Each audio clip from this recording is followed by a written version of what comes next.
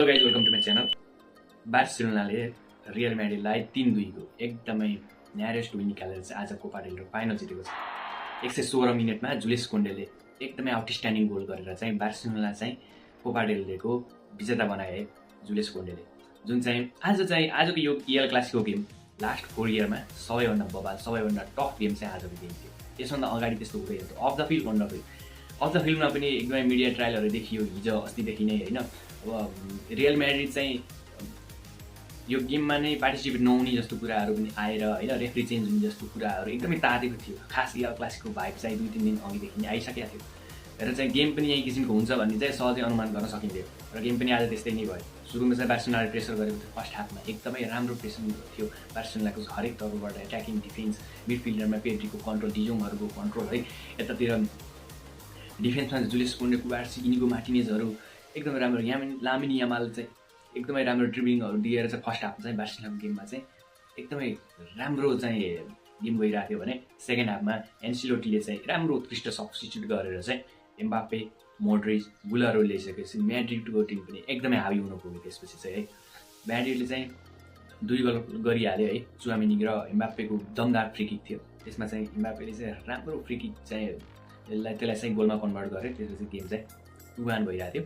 त्यसपछि चाहिँ आउँछ अर्को फेरान टोरेसको स्लो गोल। फेरान टोरेसको एकदमै राम्रो टचिङ चाहिँ भएको भएर चाहिँ गेम चाहिँ बराबरीमा गयो, 2-2 मा गयो। त्यहाँदेखि एक्स्ट्रा हाफमा गयो। एक्स्ट्रा हाफमा गइसकेपछि चाहिँ गेम चाहिँ फर्स्ट एक्स्ट्रा हाफमा चाहिँ एभरेज नै थियो भनौँ न एकदमै। सेकेन्ड हाफमा चाहिँ जुलियस कोन्डेले 116 मिनेटमा दामी गोल हानेर चाहिँ 3-2 को विन निकाल्यो। बार्सिलोनाले यो सिजन सुपर कोपा र कोपा डेल रेमा रियल म्याड्रिडलाई नै हराएर 2वटा ट्रफी जितिसकेको छ। बार्सिलोनाको जब अब आउने ट्रेबलको चान्स चाहिँ एकदमै बढेको छ। आज हामी बार्सिलोनाको फ्यानको चाहिँ यो फर्स्ट इयर ह्यान्सी फ्लिकको त्यति आशा गरेको थिएँ है। त्यही किसिमको चाहिँ सुरुबाट नै एकदमै प्लेयरहरू इन्जोर्ड भएको थियो र फर्स्ट सिजनमै सुपर कोपा र कोपा डेलले जितिसकेका छौँ। अब चाहिँ लालिगा पनि 4 पोइन्ट अगाडि छ भने च्याम्पियन लिग चाहिँ हामी सेमिफाइनलमा पुगिसकेका छौँ। अब आउने गेम चाहिँ इन्टर मिलानसँग छ। इन्टर मिलानसँगको गेम पनि आशा छ राम्रै हुन्छ। टिममा चाहिँ मेन प्लेयरहरू फरवार्ड र यता ब्याकबाट चाहिँ बाल्डे चाहिँ नभएको हुनाले चाहिँ आज चाहिँ सेकेन्ड हाफमा चाहिँ अलिकति राम्रैसँग चुक्यो भन्न सकिन्छ। लेभान्डोस्की भएको भएर चाहिँ अलिकति फिनिसिङ हुन्थ्यो कि भन्ने आशा चाहिँ जुन प्लेयर चाहिँ आफ्नो स्क्वाडमा छैन त्यो प्लेयरले चाहिँ अलिकति राम्रो गर्थ्यो कि भन्ने सबैलाई नै हुन्छ होइन। र नभन्दै त्यस्तै पनि भयो। यदि बाल्डे भएको भए चाहिँ राफिना चाहिँ अलिक खुलेर खेल्न सक्थ्यो होइन। मिनिटसम्म एकदम तल झरेर चाहिँ खेल्नु पर्दैन थियो उसले चाहिँ होइन। एट्याकिङ नै कभर गरेको हुन्थ्यो।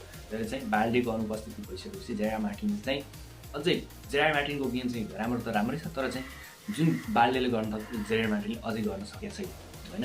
अब सिक्दैछ। त्यो भर्खर नै उसको अपग्रेड भएको हो त्यो प्लेयर चाहिँ लामासियाबाट हुन्छ। त्यसपछि चाहिँ गेम चाहिँ एकदम पर्फेक्ट हुन गयो आजको गेम चाहिँ होइन।